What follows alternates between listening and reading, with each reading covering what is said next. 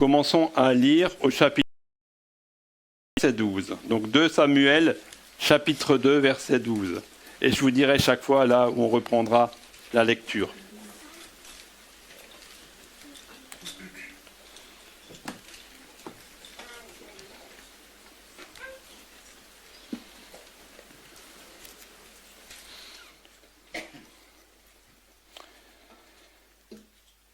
Abner, fils de Ner, et les gens d'Ishbosheth, fils de Saül, sortirent de Mahanaïm pour marcher sur Gabaon. Joab, fils de Tseruja, et les gens de David se mirent aussi en marche. Ils se rencontrèrent près de l'étang de Gabaon et s'arrêtèrent les uns en deçà de l'étang et les autres au-delà. Abner dit à Joab, que ces jeunes gens se lèvent et qu'ils se battent devant nous. Joab répondit qu'ils se lèvent. Ils se levèrent et s'avancèrent en nombre égal, 12 pour Benjamin et pour Ishbosheth, fils de Saül, et 12 des gens de David. Chacun saisissant son adversaire par la tête, lui enfonça son épée dans le flanc, et ils tombèrent tous ensemble. Et l'on donna à ce lieu, qui est près de Gabaon, le nom de Helkat Hatsurim. Il y eut en ce jour un combat très rude, dans lequel Abner et les hommes d'Israël furent battus par les gens de David. Là se trouvaient les 3 fils de Tseruja, Joab, Abishai et Azaël. Azaël avait les pieds légers, comme une gazelle des champs. Il poursuivit Abner sans se détourner de lui, pour aller à droite ou à gauche. Abner regarda derrière lui et dit, « Est-ce toi, Azaël ?» Et il répondit, « C'est moi. » Abner lui dit, « Tire à droite ou à gauche, saisis-toi de l'un de ces jeunes gens et prends sa dépouille. » Mais Azaël ne voulut point se détourner de lui. Abner dit encore à Azaël, « Détourne-toi de moi. Pourquoi te frapperais-je et t'abattrais-je à terre? Comment ensuite lèverais-je le visage devant ton frère Joab ?» Et Azaël refusa de se détourner. Sur quoi Abner le frappa au ventre avec l'extrémité inférieure de sa lance, et la lance sortit par derrière. Il tomba et mourut sur place. Tous ceux qui arrivaient au lieu où Azaël était tombé mort s'y arrêtaient. Et nous reprenons la lecture au verset 26. Verset 26. Abner appela Joab et dit, « L'épée dévorera-t-elle toujours? Ne sais-tu pas qu'il y aura de l'amertume à la fin? Jusqu'à quand tarderas-tu à dire au peuple de ne plus poursuivre ses frères ?» Joab répondit, « Dieu est vivant. Si tu n'avais parlé, le peuple n'aurait pas cessé avant le matin de poursuivre ses frères. » Et Joab sonna de la trompette, et tout le peuple s'arrêta. Ils ne poursuivirent plus Israël, et ils ne continuèrent plus à se battre. Et nous lisons maintenant au chapitre 3, le verset 1er. La guerre dura longtemps entre la maison de Saül et la maison de David. David devenait de plus en plus fort et la maison de Saül allait en s'affaiblissant. Nous reprenons au verset 6. Pendant la guerre entre la maison de Saül et la maison de David, Abner tint ferme pour la maison de Saül. Or, Saül avait eu une concubine nommée Ritzpa, fille d'Aja. Et Ishbosheth dit à Abner, « Pourquoi es-tu venu vers la concubine de mon père ?» Abner fut très irrité des paroles d'Ishbosheth, et il répondit, « Suis-je une tête de chien qui tienne pour Juda? Je fais aujourd'hui preuve de bienveillance envers la maison de Saül, ton père, envers ses frères et ses amis. Je ne t'ai pas livré entre les mains de David, et c'est aujourd'hui que tu me reproches une faute avec cette femme. Que Dieu traite Abner dans toute sa rigueur. Si je n'agis pas avec David selon ce que l'Éternel a juré à David en disant qu'il ferait passer la royauté de la maison de Saül dans la sienne, et qu'il établirait le trône de David sur Israël et sur Juda, depuis Dan jusqu'à Beersheba. Nous reprenons au verset 12. On saute un verset. Abner envoya des messagers à David pour lui dire de sa part: « À qui est le pays ? Fais alliance avec moi, et voici, ma main t'aidera pour tourner vers toi tout Israël. » Il répondit: « Bien, je ferai alliance avec toi, mais je te demande une chose, c'est que tu ne vois point ma face, à moins que tu ne m'amènes d'abord Michal, fille de Saül, en venant auprès de moi. » Et nous reprenons au verset 24 du même chapitre, verset 24. Joab se rendit chez le roi et dit: « Qu'as-tu fait ? Voici Abner est venu vers toi. Pourquoi l'as-tu renvoyé et laissé partir ? Tu connais Abner, fils de Ner. C'est pour te tromper qu'il est venu, pour épier tes démarches et pour savoir tout ce que tu fais. » Et Joab, après avoir quitté David, envoya sur les traces d'Abner des messagers qui le ramenèrent depuis la citerne de Sira. David n'en savait rien. Lorsque Abner fut de retour à Hébron, Joab le tira à l'écart au milieu de la porte, comme pour lui parler en secret. Et là, il le frappa au ventre et le tua pour venger la mort d'Asaël son frère. David l'apprit ensuite et il dit: « Je suis à jamais innocent devant l'Éternel du sang d'Abner, fils de Ner, et mon royaume l'est aussi. » Jusqu'ici, notre lecture. Avant le message, nous voulons encore prier.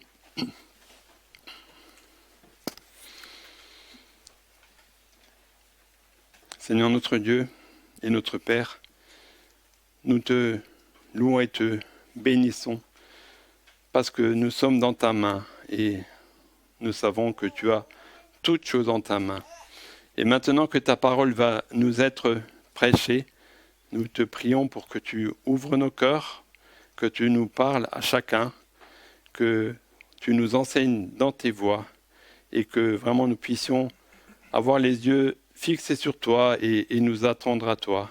Que tu déverses dans nos cœurs ta grâce et ta bénédiction d'une manière toute particulière et que tu nous donnes aussi de contempler par la foi le Seigneur Jésus-Christ, notre Seigneur et Sauveur, et que vraiment il resplendisse à nos yeux et que nous puissions être reconnaissants du fond de notre cœur pour tout ce que Jésus a fait pour nous et que nous désirions te plaire et te servir. Nous te prions pour Valentin, que tu l'équipes et que tu l'aides pour annoncer ta parole, que tu lui donnes l'assistance de ton Saint-Esprit et l'onction d'en haut, et que ta parole ne revienne pas à toi sans avoir accompli ton plan et tes desseins dans les cœurs. Amen. Les enfants peuvent maintenant aller à l'école du dimanche avec Émilie et je laisse la place à Valentin pour la prédication.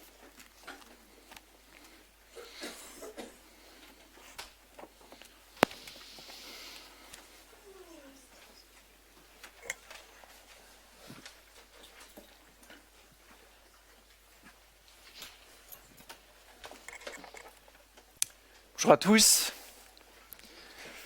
Je vous invite à garder ce texte devant vous, ce long texte. Et peut-être ce matin vous vous demandez, mais pourquoi est-ce qu'on lit ce texte en 2 Samuel 2 jusqu'au chapitre 3 ?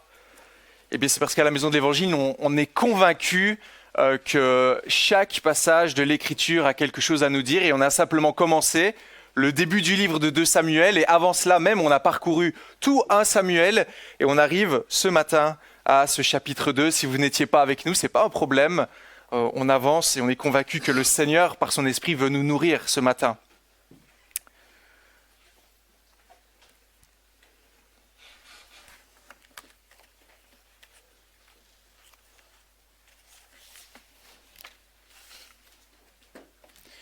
Le cœur est tortueux par-dessus tout. Il est méchant. Qui peut le connaître ?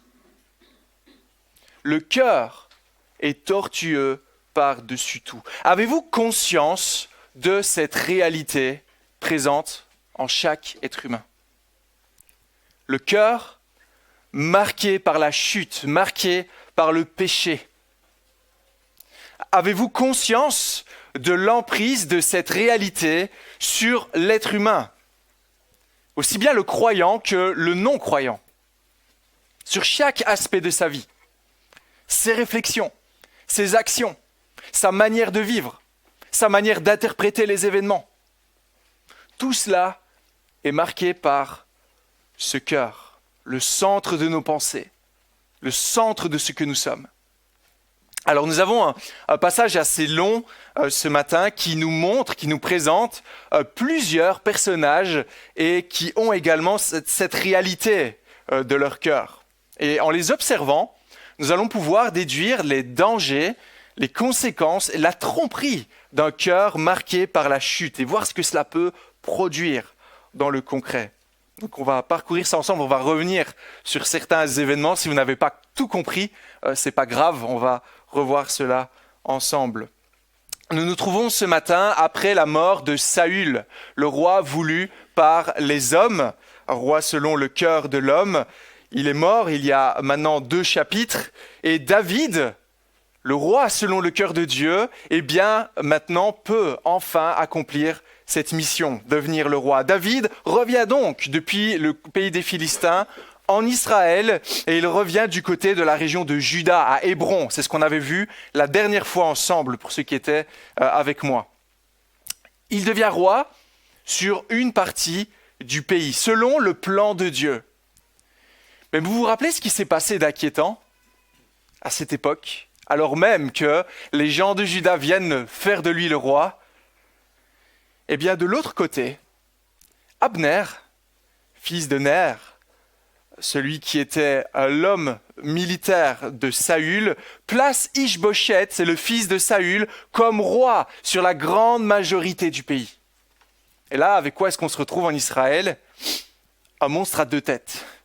D'un côté David et de l'autre Ish-Boshet. Tous deux qui veulent le pouvoir, tous deux qui ont un royaume à établir. Et voyez-vous ce qu'on voit au début de ce texte, versets 12 et 13, qui commence inévitablement ici, versets 12 et 13, on peut le lire rapidement. Abner, fils de Ner, et les hommes d'Ish-Boshet, fils de Saül, se mirent en campagne à Mahanaïm et partirent en direction du Gabaon. Du Gabon, mais c'est pas la même chose. Verset 13, Joab, fils de Tserouïa, donc de l'autre côté, les hommes de David, partirent aussi en campagne pour s'affronter. Ils se rencontrèrent près du réservoir de Gabaon. Une compétition pour la royauté est en œuvre. Et une compétition qui révèle les intentions profondes du cœur de l'homme. Et on commence avec un premier point ici. On va voir un cœur sournois qui veut rester le roi. Un cœur sournois qui veut rester le roi. Et ça, c'est les versets 12 à 32 du chapitre 2 qui vont nous montrer cela. Donc pour discerner le message de cette longue péricope, ces longs versets, eh bien, il y a une particularité ici. C'est qu'il y a des discours. Des discours qui sont toujours initiés par Abner. Donc ça, si vous regardez précisément ce qui se passe, à plusieurs reprises, on voit Abner qui commence un discours. Abner qui prend la parole pour suggérer certains éléments, certaines choses à ceux qui sont ses ennemis. Que dit-il au verset 14 ? Abner dit à Joab, « Voici ce que je te propose, que des jeunes gens se mesurent devant nous en combat singulier. » Joab répondit, « D'accord. » Abner, ici, il est en train de proposer une solution. Et peut-être que cette solution, c'est un peu bizarre ce qui se passe ici, versets 14, 15 et 16, mais en fait, c'est quelque chose qui se faisait assez largement à l'époque, et on l'avait vu avec notamment le combat entre David et Goliath. Je pense que la plupart d'entre nous, on va assez rapidement voir ce qui se passe. En fait, le but ici, c'est de mettre en compétition 2 équipes, 2 champions, qui s'affrontent afin de limiter les pertes dans les 2 camps. On a 2 armées qui se rassemblent. Pourquoi risquer de causer tant de pertes humaines? Prenons 12 personnes qui représentent probablement les 12 tribus d'Israël, qu'elles s'affrontent et le vainqueur sera celui à qui l'on va se soumettre. C'est l'idée qui est ici. Donc que voyons-nous au début de ce passage? Eh bien Abner, en voyant l'armée ennemie qui arrive, semble proposer une solution sage, n'est-ce pas? Pour limiter la violence. Voilà quelqu'un qui réfléchit. Pourquoi se faire la guerre? Pourquoi ne pas réfléchir à limiter les pertes? Mais que se passe-t-il lors de ce combat, verset 16? Eh bien, ça ne fonctionne pas.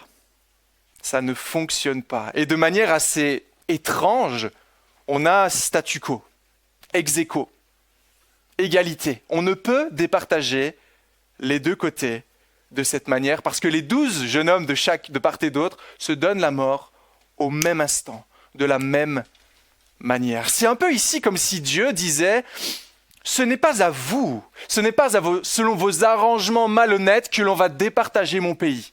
Ce n'est pas selon votre sagesse que l'on va faire progresser mon royaume ou pas. C'est un peu ça l'idée ici que l'on voit. Et du coup, ça ne fonctionne pas.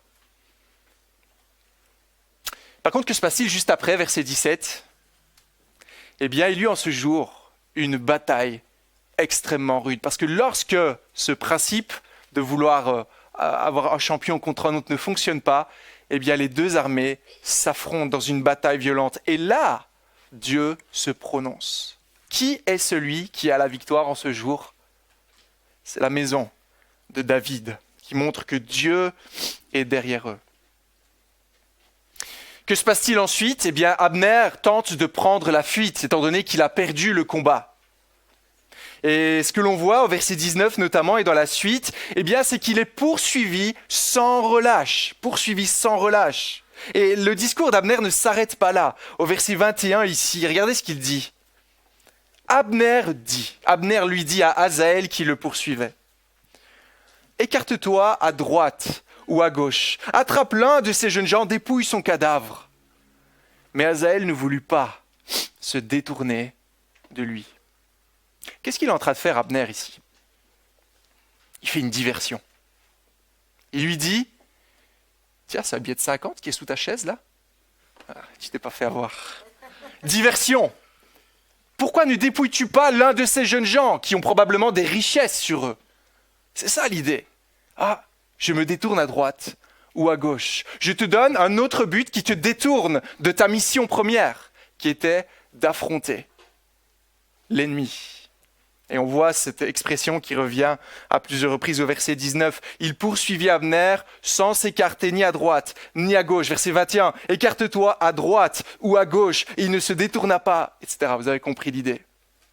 Abner tente de détourner. Et au premier abord, quand on lit cela, on voit presque un homme aux abois ici qui dit: mais écoute, laisse-moi tranquille. Regarde, n'as-tu pas autre chose à faire que de me poursuivre? Et ça, c'est confirmé au verset 22, lorsqu'on note ici la manière dont Abner parle. Il semble plein de sagesse. Détourne-toi de moi. Pourquoi devrais-je t'abattre? Allons, arrêtons de nous battre. Pourquoi toute cette violence? Pourquoi toute cette violence? On voit presque ici un homme qui fait preuve de sensibilité, d'humanité, de loyauté. Ne pourrions-nous pas nous arranger, régler ce conflit en personnes intelligentes, adultes? Ça, c'est moi qui ajoute. Mais pourtant, dès que l'occasion fut donnée, que se passe-t-il? Verset 23. Asaël refusa de se détourner, sur quoi Abner le frappa au ventre. Abner tue l'un des vaillants hommes de David, ce qui cause un tumulte dans l'armée de David. Un des hommes les plus puissants aux côtés de David perd la vie. Et là, on s'arrête. L'armée voit cela.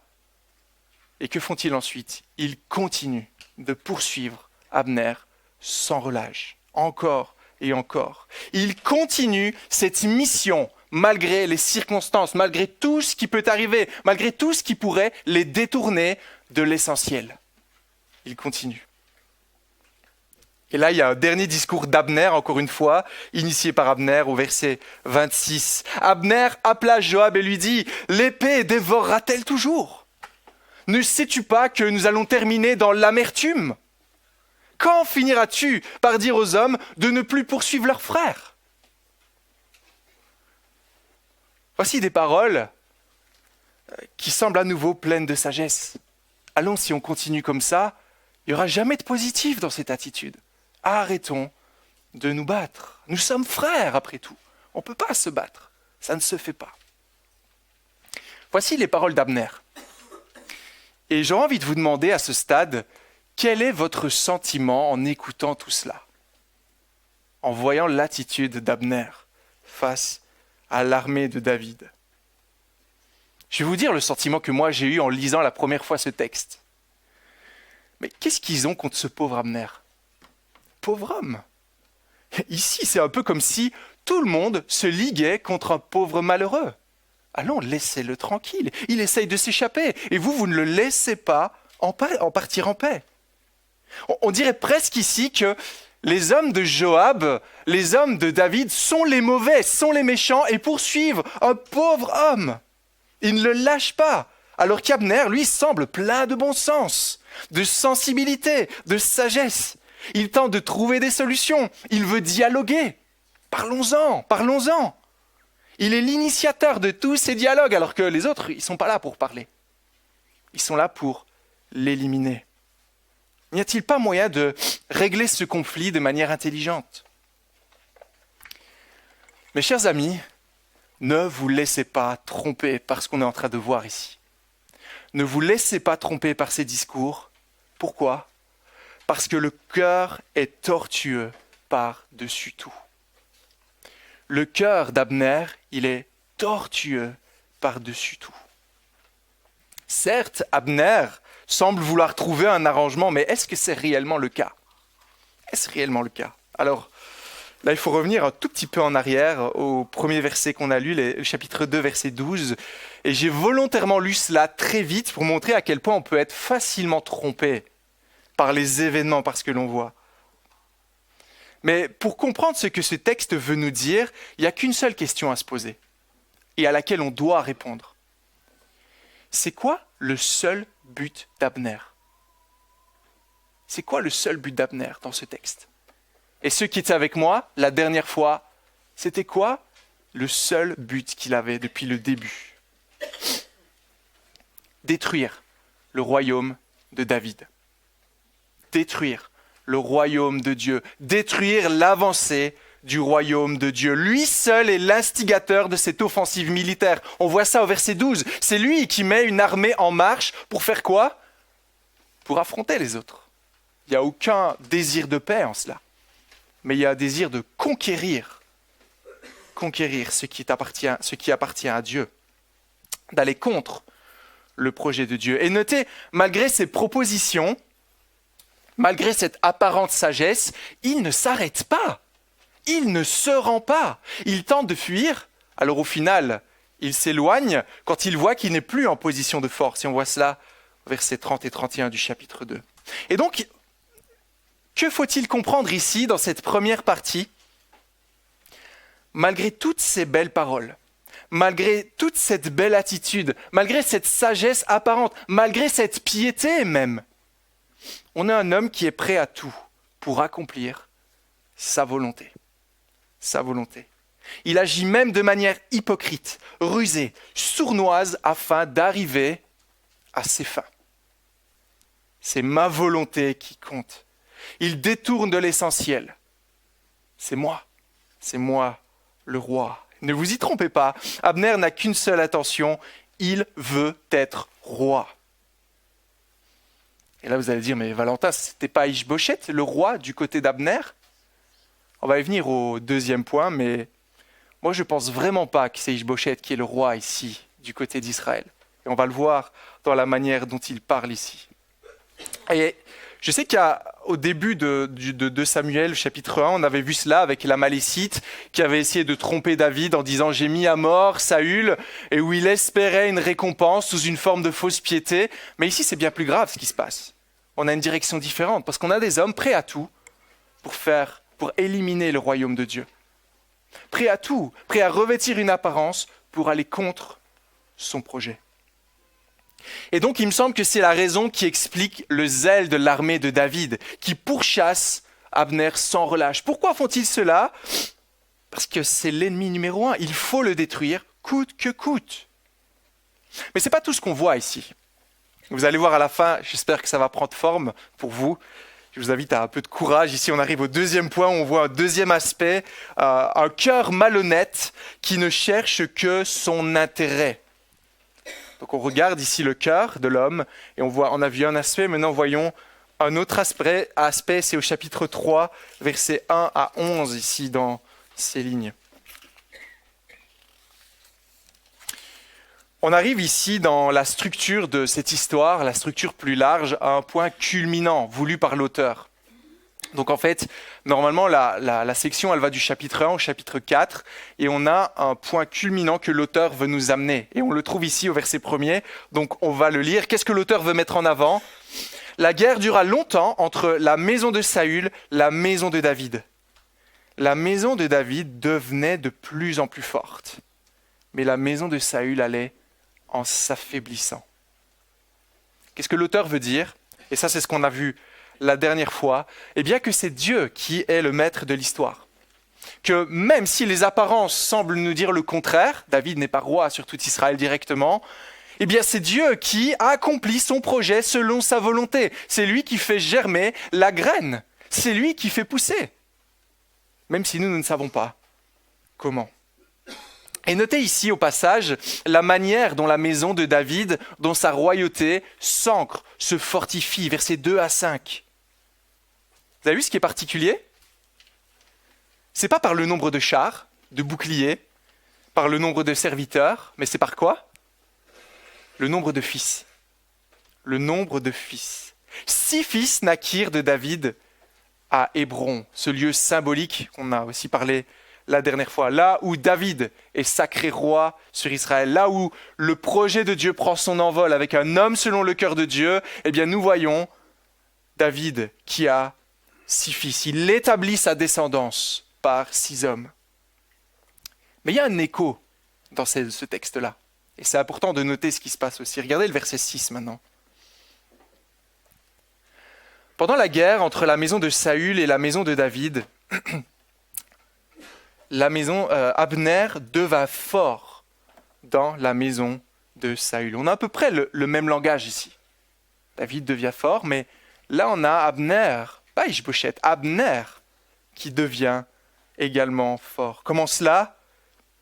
Eh bien de la même manière à peu près que David. Parce qu'on voit ici qu'il prend une femme, une des concubines de Saül, pour coucher avec, soi-disant pour avoir une descendance.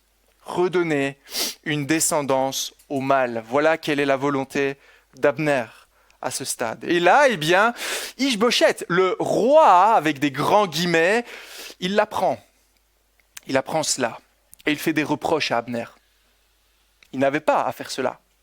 La concubine de Saül, eh bien, elle n'était pas du même rang qu'Abner et il n'avait pas à avoir ce genre de relation. C'est inapproprié et c'est s'attribuer un titre qui ne lui revient pas. Je ne vais pas rentrer dans les détails de ça. Je pense qu'on y viendra plus tard avec le fils de David qui voudra être roi et qui couchera notamment avec les concubines de son père. Il n'avait pas à faire cela. Il a eu une attitude totalement inappropriée. Et qu'est-ce qu'il dit Abner lorsqu'il apprend cela au verset 6 ? Il est très fâché. Il est très fâché par les propos d'Ish-Bosheth. Suis-je une tête de chien ? Moi qui ai toujours tenu fidélité à ta maison, tu me fais des reproches. Si c'est comme ça, eh ben je m'en vais. C'est ce qu'il nous dit Abner ce matin dans ce texte. C'est ce qu'on voit dans le verset 9. Que Dieu me fasse ceci, qu'il ajoute cela, qu'il y ait une malédiction sur moi, si je n'agis pas envers David, selon le serment que le Seigneur m'a fait, de retirer la royauté à Saül. Ok, qu'est-ce qu'il est en train de nous dire là ? Laisse-moi faire ma volonté. Si c'est comme ça, si tu me reproches quelque chose, si mon projet ne s'accomplit pas, eh bien je m'en vais. Et tant pis pour toi, je t'abandonne à ton triste sort. Vous voyez ça ? Alors, je ne sais pas ce que vous pensez, mais moi, je ne crois pas qu'Ish-Bosheth soit réellement le roi ici. Il subit cela, et on le voit même à la fin, il avait peur de lui, et il ne réplique plus rien. C'est Abner qui accomplit sa volonté. Et ne croyez surtout pas, ne commettez pas l'erreur de croire qu'Abner, à ce stade, il se convertit et il veut aller du côté de David. Pas du tout, pas du tout. Mais ça montre une réalité bien plus grave. On l'avait déjà dit par le passé, là c'est clairement indiqué, Abner connaissait la volonté de Dieu. Il savait pertinemment quel était le projet de l'Éternel, le Dieu de l'univers, le créateur du ciel et de la terre. Il savait que le rôle de ce Dieu, c'était de placer David comme roi. Et lui, qu'est-ce qu'il fait? Il met ça de côté. C'est ma volonté qui s'accomplit, pas la volonté de Dieu. Pas la volonté de Dieu.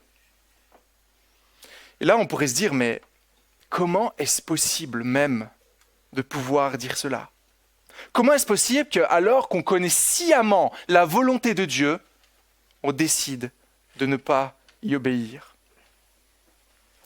Simplement parce que c'est comme ça qu'est le cœur. Il est tortueux par-dessus tout. Il est tortueux par-dessus tout. Il est méchant et il ne veut pas se soumettre à la volonté de Dieu. Voilà comment est le cœur de l'homme, et il y a juste je dirais un début d'application que je voudrais quand même amener ici, même si on va y revenir un peu plus tard. J'aurais envie de vous poser la question, est-ce que vous connaissez des personnes qui réagissent comme cela autour de vous, dans l'attitude d'Abner? Vous tentez peut-être de les exhorter par la parole, que ce soit dans l'église ou en dehors. Et elle dit, si tu me dis ça, eh bien, je ne suis pas d'accord avec toi. Je vois que c'est la Bible, je vois que c'est la parole de Dieu, mais ça, je n'en veux pas. Et si tu n'es pas d'accord avec moi, eh ben, je m'en vais. On n'a plus de relation ensemble. Je quitte l'église. C'est intéressant, hein, n'est-ce pas, de voir parfois les motivations qui peuvent se trouver derrière. Quand on dit, attention, ce que tu fais, c'est pas bon. Là, tu es en train d'usurper une identité qui n'est pas la tienne. Là, tu te prends pour Dieu, en fait, dans ta vie, dans tes choix. Le fait que tu le rejettes complètement, que tu rejettes sa parole, que tu te places en avant. Tu ne peux pas faire ça. Il y a des... Je veux rien savoir. Très fâché. Je veux rien savoir. Vous allez me dire, mais qu'est-ce qu'il y a de mal à faire mes propres choix dans ma vie, à changer d'église? On est dans un pays libre, n'est-ce pas? Est-ce qu'on ne peut pas simplement vivre comme on le voudrait? Eh bien, moi, si je prends le cas de changer d'église, je pense que c'est un peu un fléau qu'on trouve aujourd'hui avec tout ce qui est proposé. Sauf si l'église n'est pas biblique, eh bien, généralement, il me semble que c'est une preuve évidente que je veux accomplir ma volonté plutôt que celle de Dieu. Et il y a bien d'autres cas également dans lesquels on peut mettre cela. Lorsqu'on ne veut pas écouter Dieu, on peut dire tout ce qu'on veut. Mais là, non, moi, je ne veux pas savoir ça. Laisse-moi tranquille avec ça. Chers amis, ne sous-estimons pas la tendance de notre cœur. Il est tortueux par-dessus tout et il cherche même à s'élever au-dessus de Dieu lui-même, par de simples pensées, par des actions, mais aussi par le refus concret de se soumettre à la volonté révélée de Dieu. Deuxième aspect du cœur de Dieu, ça va, vous êtes toujours avec moi? Malgré le texte qui est assez long, on arrive à un troisième aspect, après on va essayer de rassembler ces idées. Chapitre 3, versets 12 à 39.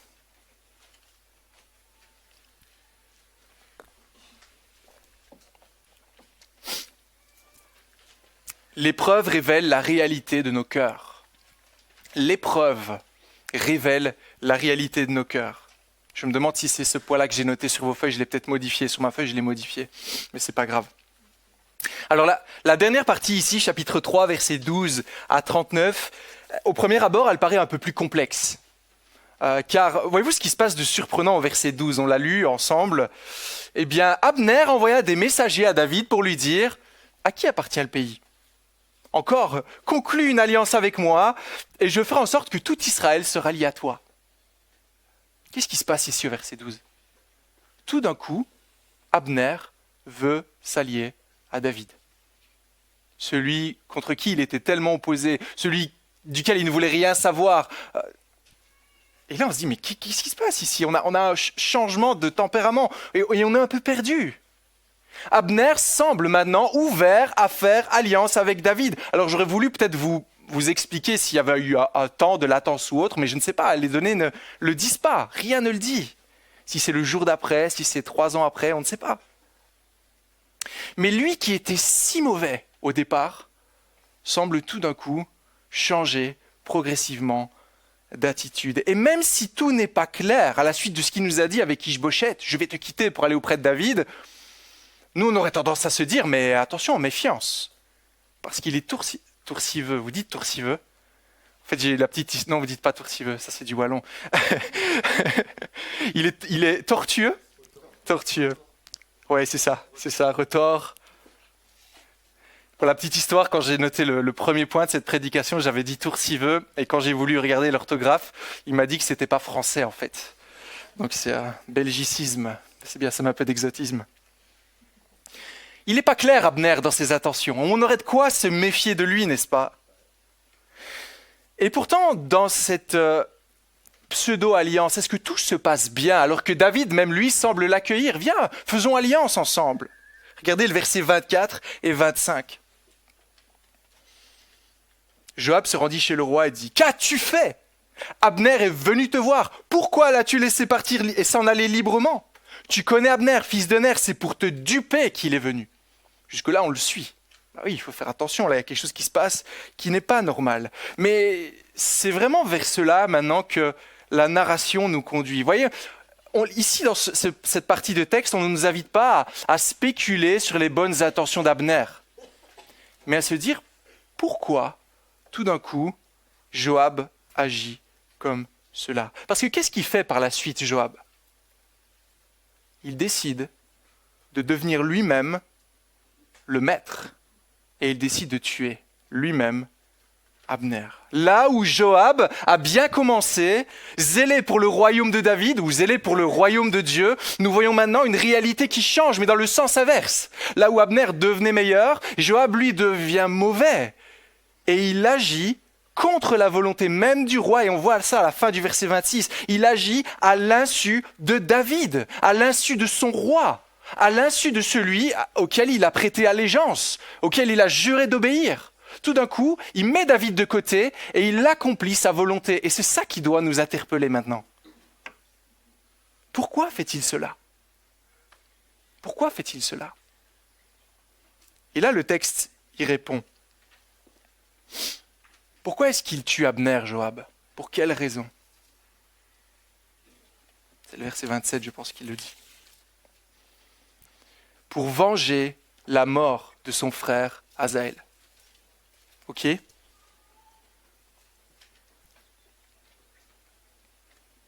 Pour venger la mort de son frère. Donc, qu'est-ce qui se passe ici concrètement?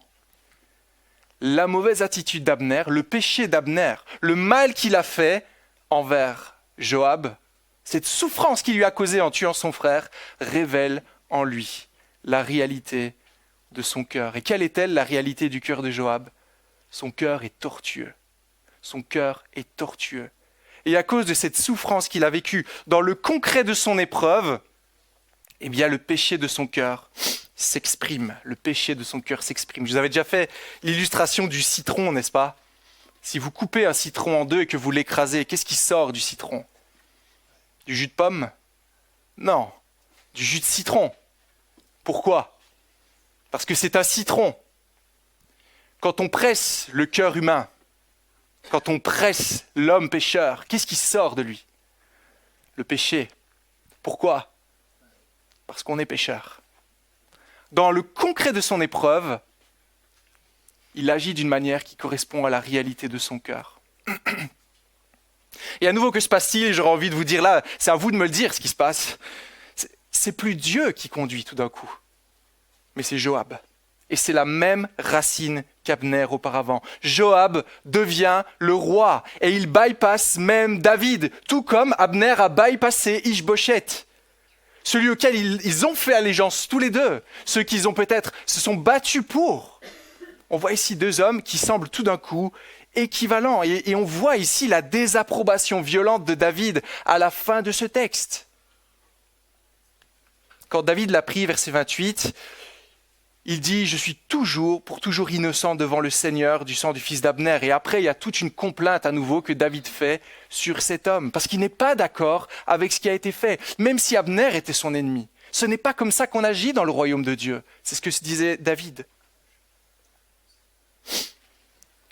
Chers amis, si on laisse ce matin Abner et Joab nous prêcher ce matin, voyez-vous ce qu'on découvre ?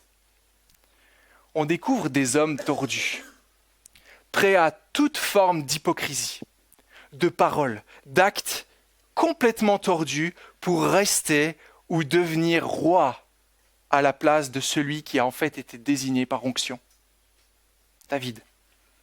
On voit des hommes qui, dans l'épreuve, dans l'exhortation, Ishbosheth exhorte Abner, dans la souffrance, renient Dieu pour faire leur volonté. Et vous savez qui ils représentent, ces deux hommes ? Des hommes qui nous ressemblent fortement, qui ont la même réalité dans leur cœur. C'est le quatrième et dernier point. Ne négligeons pas ce que la chute a fait de nous, mais cherchons à progresser dans le renouvellement de l'intelligence. Ce que l'auteur de ce livre de 2 Samuel veut nous dire ce matin, c'est simple. Regardez, voyez comme le cœur de l'homme est. On a même du mal à suivre cette histoire, n'est-ce pas ? C'est compliqué. Il y en a un qui est mauvais, il devient bon, un qui est bon, il devient mauvais. Ils ont des attitudes qui sont particulières. On est là, on ne comprend pas. Pourquoi ? Parce que le cœur est tortueux. Il n'y a rien de logique. Qui peut le comprendre ? Comment voulez-vous comprendre cette histoire qui émane d'un cœur tortueux ? C'est logique de ne pas comprendre. Et en voyant cette réalité du cœur de l'être humain, voyez-vous l'exhortation naturelle qui en découle pour tous ceux qui cherchent à plaire à Dieu. Qu'est-ce qu'on voudra faire si on sait qu'on a cette réalité en nous-mêmes ? Ne sommes-nous pas appelés, comme dit l'apôtre Paul en 2 Corinthiens 13,5, à nous examiner nous-mêmes ? Si je sais qu'il y a cette racine en moi, ce péché, est-ce que je ne vais pas regarder à moi-même, examiner mes attitudes, mes motivations, mes désirs, mes projets, ce qui donne des ailes à mes projets ? Est-ce qu'il m'arrive parfois d'être rusé, d'être hypocrite, d'être menteur, d'avoir une fausse sagesse pour arriver à mes fins, pour accomplir ma volonté et non pas la volonté de Dieu ? Est-ce difficile pour moi de m'attendre au Seigneur ? Non, je veux prendre les rênes, le contrôle de ma vie. Oui, le Seigneur fait des promesses, mais à un moment donné, on va y aller, non ? Il est où Dieu aujourd'hui ? Est-ce que dans l'épreuve, je redeviens comme le pire des païens, en vivant ma vie pour moi-même et en m'éloignant de Dieu, de son Église, de sa parole ? En une phrase, est-ce que c'est Dieu qui est sur le trône de ma vie ou est-ce que c'est moi qui suis sur le trône de ma vie ? Ça, c'est même le message plus large qu'on a retrouvé déjà dans 1 Samuel. Est-ce que c'est moi qui règne ou est-ce que c'est Dieu qui règne ? Et on peut le dire, Christ est roi, on en a parlé la dernière fois. Mais est-ce une réalité ? C'est dans le concret de nos vies qu'on le voit. Comment faire maintenant pour ne pas m'égarer face à la réalité de mon cœur ? C'est ça qu'on voudrait se poser comme question. Mais si je sais que mon cœur est comme cela, moi j'aime Jésus, je ne veux certainement pas aller dans un sens qui serait ma volonté. Eh bien, il y a encore un personnage dont on n'a pas parlé, dont on va parler rapidement maintenant, qui se trouve dans... Enfin, si on a parlé brièvement de lui. Et son attitude, elle est reprise également par l'attitude de son armée au début de ce qu'on a lu. Regardez le chapitre 3, verset 28, si vous êtes encore avec moi. Quand David a pris ce qu'a fait cet homme, Joab, qui agit selon son cœur, il dit « Je suis pour toujours innocent devant le Seigneur du sang d'Abner, fils de Ner, et mon règne l'est aussi. » Verset 31, David dit à Joab et à tout le peuple qui était avec lui « Déchirez vos vêtements, mettez un sac pour pagne, lamentez-vous », une manière de faire le deuil à cette époque. « Lamentez-vous sur Abner. » Le roi David se mit en marche derrière la civière. On ensevelit Abner à Hébron, la cité du roi selon Dieu. Le roi se mit à sangloter sur le tombeau d'Abner et tout le peuple pleura. Et à la fin, on dit même que tout le peuple, en voyant l'attitude de David, savait qu'il était innocent, irréprochable envers cela. Ce n'est pas lui qui a instigé la mort de cet homme. David est un exemple ici, et il cherche l'attitude du royaume des cieux. Il ne cherche pas à accomplir sa volonté. Donc on a 2 hommes qui font leur volonté, et un 3e qui ne veut que rester attaché à Dieu. Et il continue d'inviter, il continue de faire du bien, dans la confiance que Dieu agit, dans la confiance que c'est lui qui changera les cœurs. Son plus grand désir dans cet épisode, il est clair. Quel est-il ? Rester irréprochable devant Dieu. Rester irréprochable devant Dieu. Et c'est également ce que nous voyons avec l'armée de David qui, au départ, poursuit Abner sans relâche, encore et encore, sans se détourner à droite ni à gauche. Pourquoi font-ils cela ? Parce qu'ils n'ont qu'un désir, demeurer ferme, ne pas faire de compromis avec le mal, comme ça a été le cas avec Joab et Abner. Ils veulent accomplir leur mission sans s'écarter. Et donc, si je ramène à nous, face à la tendance de notre cœur corrompu, que devons-nous faire ? Eh bien, cherchons le royaume de Dieu et sa justice. Cherchons le royaume de Dieu et sa justice, pas ma justice, sa sagesse, pas ma sagesse. Je veux t'écouter toi, je ne veux pas m'écouter moi. Je ne veux pas écouter mes sentiments, je ne veux pas écouter les penchants de mon cœur, je ne veux pas écouter ma sagesse. Parle-moi, Seigneur. C'est toi que je veux écouter. Et c'est d'ailleurs l'exhortation de l'apôtre Paul en Romains 6,11. On n'a pas le temps, je ne vais pas le lire maintenant, mais vous connaissez cela. Mettez maintenant vos membres au service de la justice, vous qui auparavant mettez vos membres au service du mal. Nous devons apprendre en tant qu'enfants de Dieu à prendre cette direction qui va vers Dieu, qui va vers lui et lui seul, plutôt que de continuer à vivre selon ce qui nous semble bon, selon ce qui nous semble juste. Et vous savez quel est le grand danger dans la vie chrétienne et dans cette progression? On voit ça avec la vie de Joab. C'est de croire qu'on a bien progressé. On a bien progressé. On n'est pas si mal aujourd'hui, n'est-ce pas? Ça fait peut-être des années que je viens à l'église, là, à la maison de l'évangile. On prêche la parole semaine après semaine. Excellent. J'ai bien grandi dans ma compréhension de la Bible. Ou peut-être vous avez vécu une épreuve intense et vous avez pris position pour Jésus. Là, j'ai tenu bon. Vous avez 70 ans de vie avec Jésus. Que peut-il bien vous arriver aujourd'hui? C'est quoi le danger là? Oubliez la réalité de nos cœurs tortueux. Oubliez la réalité de nos cœurs tortueux. Baissez la garde. Vous savez statistiquement quel est le moment où il y a le plus grand taux d'accidents de moto sur la route? C'est quand, à votre avis? C'est les gens qui vont travailler.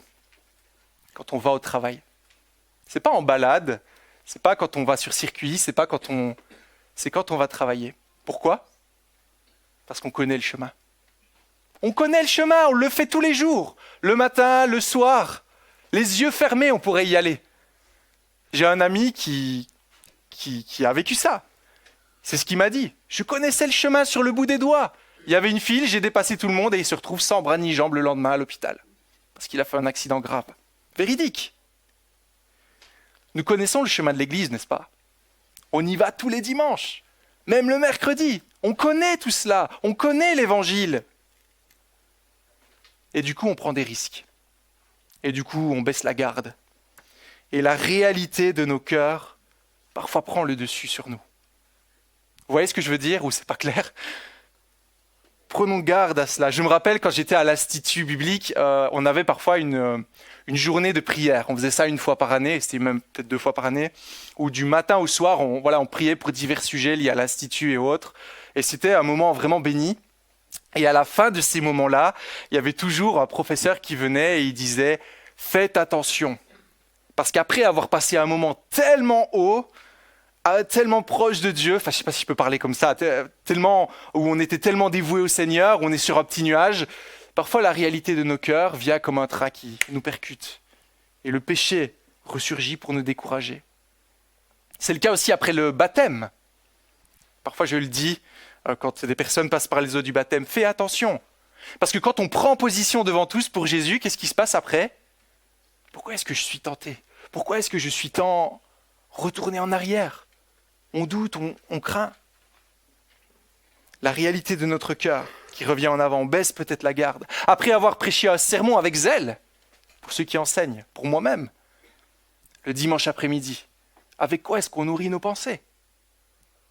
Après avoir évangélisé, j'ai eu une bonne conversation avec ce non-chrétien, c'était vraiment excellent, on a même prié ensemble et je l'ai invité au culte et puis le lendemain, on vit comme le pire des incroyants. Prenons garde à notre cœur, prenons garde à ce qu'il nous dit et il me semble que c'est un danger réel dans la vie chrétienne.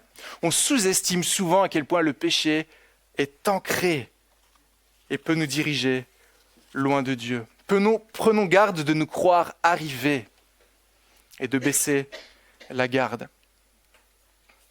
Il s'agit d'un combat que nous devons mener. Et encore une fois, notre cœur tortueux nous dit parfois, mais tu as les réponses, tu connais la théorie, tu n'as plus besoin. Tu peux penser un peu à tes vacances là. Tu sais que là, il va passer par la case Christ dans sa prédication. Bon, je rigole, mais c'est à moitié vrai quand même. Un peu comme Joab, qui avait si bien commencé, qui était si fidèle à David son roi, et qui au final s'éloigne de lui. Chers amis, voulez-vous mener ce combat contre votre chair, contre votre cœur, contre votre nature déchue? Il n'y a qu'un moyen de le faire. Il n'y a qu'un moyen. Nous devons continuellement courir vers celui qui donne la victoire. Et il n'y a que en Christ que nous pouvons gagner la victoire. Ne cherchez pas ce matin par vous-même. Ne cherchez pas ce matin par une rigueur. Ne cherchez pas par des... Comment est-ce qu'on dit ça? Début d'année, on fait des résolutions. Des bonnes résolutions. À partir de maintenant, je vais prier tous les jours, je vais lire ma Bible. C'est pas ça. C'est pas là. Nous sommes tous par nature esclaves du péché et nous avons besoin d'être libérés. Et pour cela, il n'y a qu'un moyen, aller à Christ, qui à la croix paye pour nos péchés. Prends sur lui nos péchés. C'est là que ça commence. Et c'est là que ça continue tout au long de nos vies. Pas une fois, mais continuellement. Nous devons courir à Christ. C'est lui qui nous libère de nos inconsistances. C'est lui qui nous libère de nous-mêmes. C'est lui qui nous fait vivre selon sa volonté. C'est lui qui crée en nous le vouloir et le faire, pas nous-mêmes. Et vous savez, sur la croix, Jésus, il a laissé place à aucun compromis. Aucun compromis. Et je loue le Seigneur, sinon vous et moi, on ne serait pas sauvés ce matin, pour ceux qui ont placé leur confiance en Christ. Il aurait pu choisir son avantage. Il aurait pu aller dans la direction qu'il aurait peut-être préférée. Parce qu'il avait réellement envie d'aller se mourir à la croix, prendre ses clous dans ses mains et ses pieds. Mais il a choisi, en toute confiance, d'obéir à son Père céleste, par amour. Une obéissance même de la mort de la croix. Ça, c'est la pensée. C'est la réalité à méditer pour nous attirer à lui, pour que nous ayons envie de nous conformer à lui. Oui, mais si mon cœur me trompe, vous allez me dire. Mais si moi-même je suis aveugle de ma situation, si mon orgueil m'aveugle, alors je suis perdu. Eh bien non, chers amis, car si nous sommes en Christ, si nous avons accepté ce salut par la croix seul, eh bien nous devenons enfants de Dieu. Epaphras nous en a parlé dimanche passé. On est héritier de Dieu, enfant de Dieu, il y a quelque chose qui se passe concrètement, notre statut change, et du coup Dieu aujourd'hui nous conduit, Dieu nous parle, Dieu nous enseigne, il change nos cœurs, et il nous aide à grandir par sa parole, n'est-ce pas? Alors deuxième question. La première c'était êtes-vous allé à Christ? Deuxième, est-ce que vous l'écoutez vous parler? Est-ce que vous écoutez le Seigneur vous parler? Quel est le meilleur remède pour ne pas se perdre avec notre cœur tortueux? Pour être renouvelé, soyons des hommes et des femmes de la parole. Amen, amen. Mais ça ne veut pas simplement dire connaître ça intellectuellement, n'est-ce pas? Laissons-nous transformer par cette parole. Croyons Dieu sur parole. Seigneur, si tu dis cela, je veux le vivre.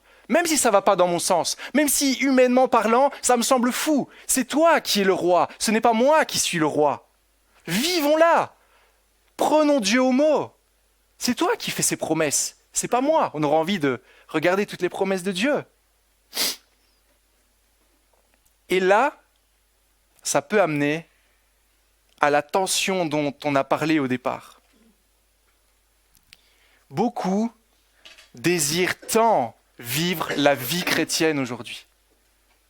Même parmi nous, vivre l'Église. On chérit l'Église, on aime ces rassemblements. Beaucoup sont réellement sincères, mais au fond, ne veulent qu'une Église qui est selon leur volonté. Comme Joab ou Abner voulaient un royaume selon leur volonté. Comment on voit ça? On en a déjà parlé. La Bible dit quelque chose, mais ça, j'en veux pas. Je ne me sens pas concerné. Je ne veux pas de ça. Ça, c'est dans le meilleur des cas. Dans le pire, on est fâché. Vous savez, on n'est pas ici ce matin pour amener nos préférences. On n'est pas ici pour amener notre sagesse, mais pour obéir à Dieu. Et vous savez tout cela. La vie chrétienne, l'Église, ça c'est l'invention de Dieu. Quelle sagesse je pourrais amener? Quelle sagesse pourriez-vous amener à cette Église? Ça, c'était une chose que j'avais beaucoup appréciée il y a 5 ans même maintenant. Quand j'avais commencé comme stagiaire ici à la Maison de l'Évangile, je voyais Olivier Favre, ceux qui ne connaissent pas, c'était l'ancien pasteur, qui, semaine après semaine, on se voyait. Et quand je lui posais une question sur quelque chose qu'on faisait à l'église, eh bien, il arrivait à me montrer par l'écriture les raisons pour lesquelles on faisait cela. Et ça, c'est quelque chose qui particulièrement m'a séduit. Parce que j'ai été dans pas mal d'églises où, en fait, quand je posais une question, pourquoi vous faites ça? Oh, ben on l'a toujours fait. Ok, mais pourquoi vous faites ça? Alors, attention, parce qu'on n'est pas parfait, on progresse toujours. À la Maison de l'Évangile, on doit progresser. Et je voudrais vous inviter à être ouvert à creuser davantage l'Écriture. Et que ce soit l'Écriture qui dirige l'Église, pas notre sagesse. Que nous puissions nous soumettre à elle, pas nos préférences. Et posons-nous la question, comme David a dû se la poser en voyant Joab et Abner. Qui est-ce qui règne ici? Qui est-ce qui règne? Est-ce que c'est Dieu qui règne le dimanche? Ou est-ce que c'est une façon de faire? C'est Dieu qui règne ou ce sont mes préférences?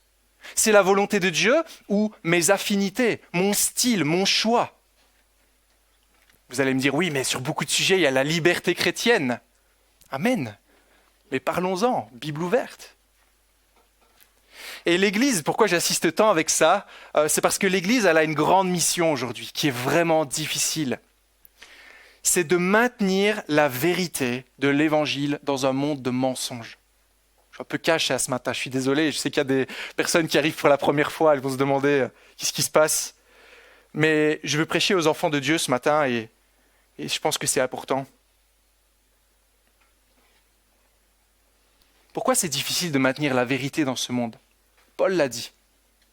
2 Timothée 4,3. Il viendra un temps où les hommes ne supporteront pas la saine doctrine, mais ayant la démangeaison d'entendre des choses agréables, ils se donneront une foule de docteurs selon leurs propres désirs. Ils détourneront l'oreille de la vérité et se tourneront vers les fables. Ça, c'est notre époque, les amis. Ça, c'est notre époque. Qu'est-ce qu'on fait alors face à cette réalité? On fait comme eux? Il me semble que notre texte répond à cela. Quel est le rôle de l'Église face à ceux qui, comme Abner, veulent accomplir leur propre volonté ou comme Joab, agir selon leurs désirs? Eh bien, chers amis, si on aime le Seigneur, on doit être comme les hommes de David ou David lui-même. Être fidèle, être sans compromis avec nos couleurs, les couleurs de l'Évangile. Être, comme David le dit au chapitre 3, verset 28, innocent devant Dieu. Comme on le dit parfois, libre du sang, irréprochable devant le Seigneur. Mais si on commence à aller au compromis, l'Église se corrompt et on va vers les problèmes. Notre propre cœur, les gens, de manière générale, sont tellement habiles pour contourner, pour contrefaire la parole et la volonté de Dieu. Et je voudrais juste encore donner un autre exemple, je suis long ce matin.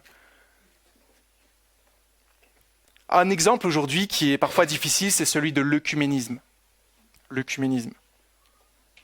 Comment peux-tu refuser d'aller prier avec des personnes qui sont différentes de toi? C'est juste impossible. Au nom de l'amour, ne veux-tu pas faire cela? Au nom de l'unité. Après tout, nous avons un seul Dieu. C'est ça qu'on dit dans l'œcuménisme. On ne peut pas s'allier ensemble, passer un temps fraternel ensemble?